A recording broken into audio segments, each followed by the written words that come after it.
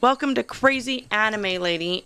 I went to a restaurant up in Salt Lake City. It's called Chopfuku, and to try an omakase experience. And the omakase means, let's see, focus. Omakase is a famous and long-standing culinary style of the Japanese. When you choose the omakase menu, it means that you let the chef decide your dish. The word itself is Japanese. In Japanese means I believe or depending on you. So I decided to do that experience, and it was a lot of fun. And what I ended up actually doing was kind of like one step higher, kind of how you go to the bar and the omakase, they have a base omakase experience, which is what the bar has, and that's what all their drinks are made of. And then you can always go and ask them and be like, hey, but I have a budget of $100, or I think they're started off at $160. Or you can go and be like, my budget is $1,000, $500, $300, whatever it is. And you tell them, and that's what I did with the chef. Told him I wanted the omakase experience, and then told him my budget, and he was super excited to kind of go off script and do his own variation of what their menu normally would entail. And then they come over and they bring in a display case a lovely selection of the different fish that they will now be slicing and dicing even further than it currently is to feed you with. And she goes and introduces you to the different fishes and in their Japanese names. As much as I appreciate it, they could, because I don't know the difference between the only ones I know the difference in Japanese I know is taco is octopus and I know salmon, I think. Okay, maybe I don't know. So for all I know, she could have been like, this was Bob, and this was Jim, and this was Tim. And they're all dead now, and you will be eating them. This is actually, it's the regular pickled ginger. Then they gave us some pickled wasabi, and it was so good on just everything.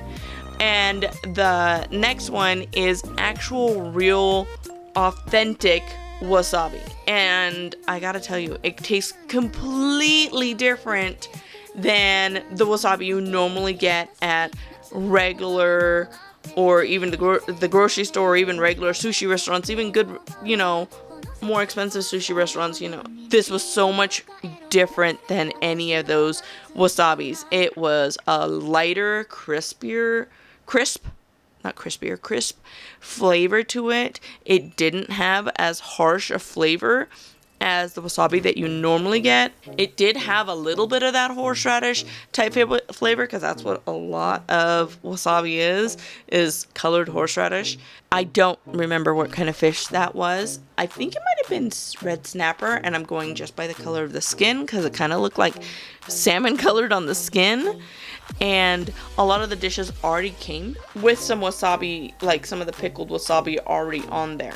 So it was refreshing. It wasn't that harsh flavor of the wasabi. Square bowls are not very efficient. They're great for pouring, but they're just not very efficient. They make a mess, but they're cute. That sauce right there is absolutely amazing. It makes magic happen with everything that it touches. I think I may have found maybe one item. I don't even remember. It was so good that I don't remember it not making something taste just absolutely amazing. This is like a tuna tartare. I try to taste things before I start adding sauce, but she was like, no, the sauce is part of it. So try it with that in different attempts of like which way is it gonna taste the best. And I gotta tell you, with that sauce and the I think she said it was an egg rolled like chip, that was so good. if they could have brought me just a bowl of that with another bowl like they do at a Mexican restaurant of salsa and chips, I would have been perfectly happy. The chef was super excited that he had some fresh live sea urchin.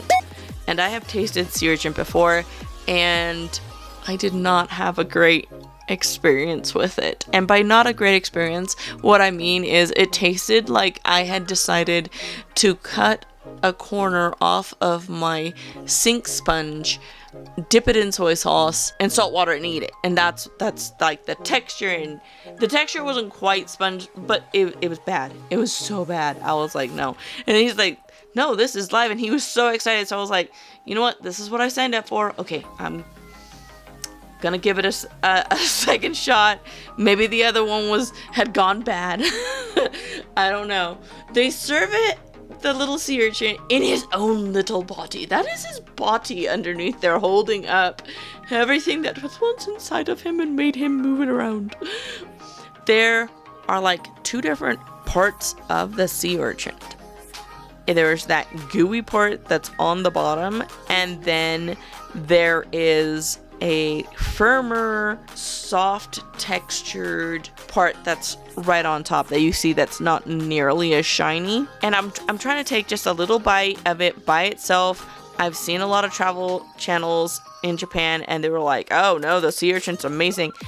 And I smelled it and I shouldn't have done that. I should not have done that.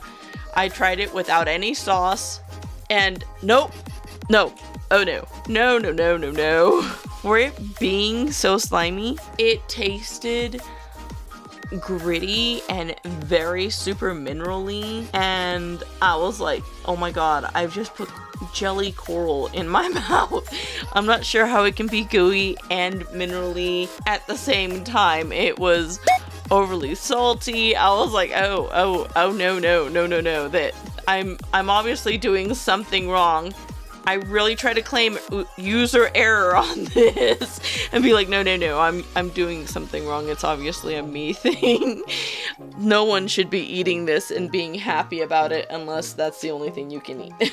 A coral maybe a coral milkshake. Maybe that's what it could be compared to. I immediately had to go and grab some of the pickled ginger. So I grabbed the firmer piece, but now I'm a little scared from the previous one. I dipped just a little itty bitty bit in the coral sauce. I had my ginger ready this time. It was so weird. It was a completely different texture, a different flavor. It had a very mild sweet flavor. The texture was better. It completely didn't have that coral flavor to it. Didn't have any of that. So I don't know if maybe that magic sauce was actually magic sauce. This is the sashimi. That is it. Sashimi sampler, and it had sea bass and tuna and salmon belly, amberjack with the magic sauce. Everything tasted delicious. The tuna could have been eaten just by itself with a little bit of the wasabi. Oh, this is where I believe it was the sea bass. It wasn't as good with the pickled wasabi as much as it was so much better with the fresh wasabi. The fresh wasabi worked so well with a lot of these sashimi pieces because it was so crisp and refreshing. It didn't have that overpower the flavor of the actual fish. It just heightened it. And if you're wondering that I'm ruining it, I did try some pieces without any soy sauce or anything, just the way they have it, and then I'll try it with the special sauce, and that magic sauce was magical. So this is something that the chef was super excited about because he had just come up with it. It hadn't made it onto their menu at all in any way, shape, or form because he had literally said he made it the night before we showed up. It was bluefin tuna, and it had basil with asparagus, and it was so yummy and refreshing. It was so good. It was so yummy. much like the tuna tartare, I could have had he could have turned that into a salad. It was so good.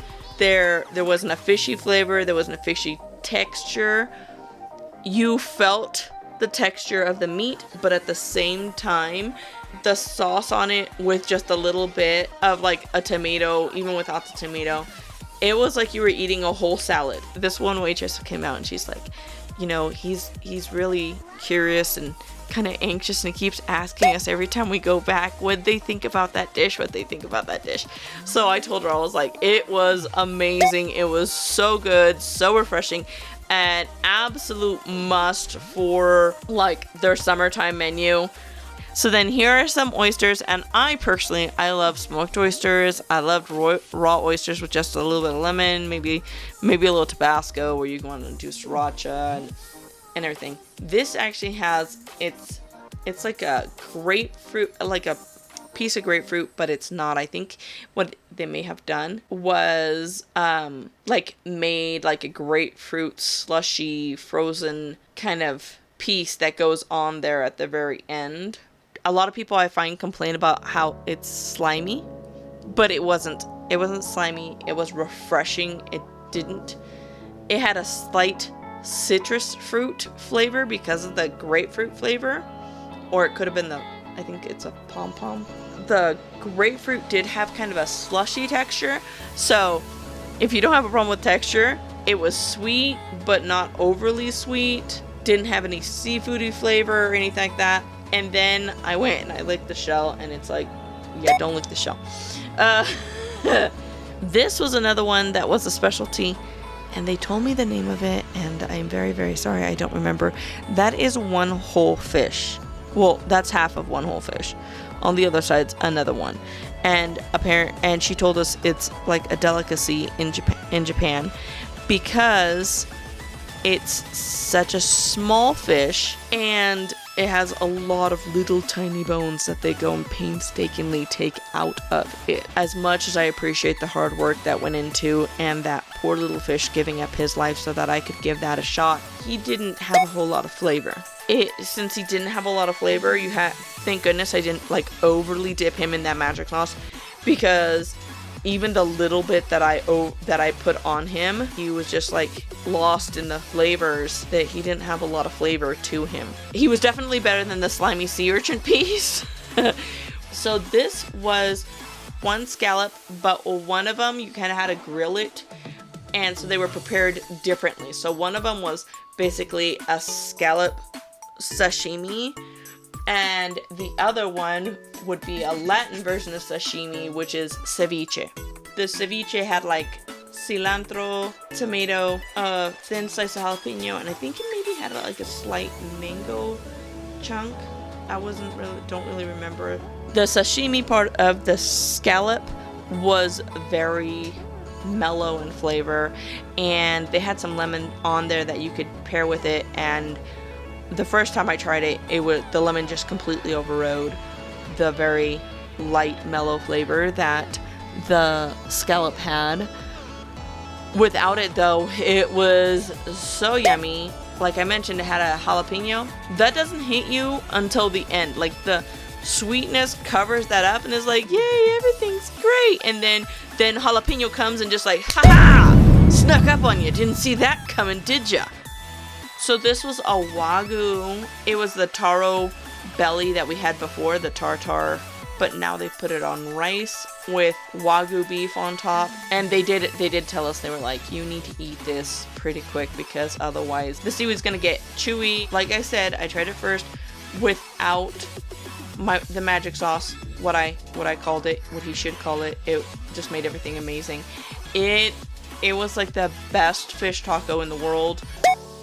But it was so creamy. But I like creamy. And when I tried it without the magic sauce, you could taste a little bit of the smoky flavor of the Wagyu because it's got a slight char on it, but you got the creaminess of the tuna belly. Once you put the magic sauce in there, it was like it turned that slightly smoky flavor into like, holy crap, did I just bite into a steak? It brought out the Wagyu flavor so much more. So yummy. I'm I'm making myself hungry. And I'm doing this late at night, so I can't very well go over there and be the crazy stalker lady instead of crazy anime lady. Going over and being like, hey, remember me? I'm going to show you a video and I'm going to check off what I want from that video. So we came to the end of our budget that we had set for ourselves. And I was still hungry because I believe I've mentioned this before, but I'm a foodie. So we went and told the chef and we're like, hey, go ahead and come up with something else. One more dish. I'm full, but your cooking is so good. I want more. So this is what he came up with on the fly. And I'm sure someone really likes that gooey part of the sea urchin. And he's got to have a strong following because he showed up back on this plate. And I was like, no. It was like my arch nemesis coming back and just like, oh, you thought you survived the sea urchin? Yeah, nice try. Slap, I'm back. And it was like freaking the Terminator. When she said that it had sea urchin and I saw how shiny the sea urchin was on Gooey, I was like, oh my god. I had a picture of the sea urchin talking to me in my head going, I'll be back.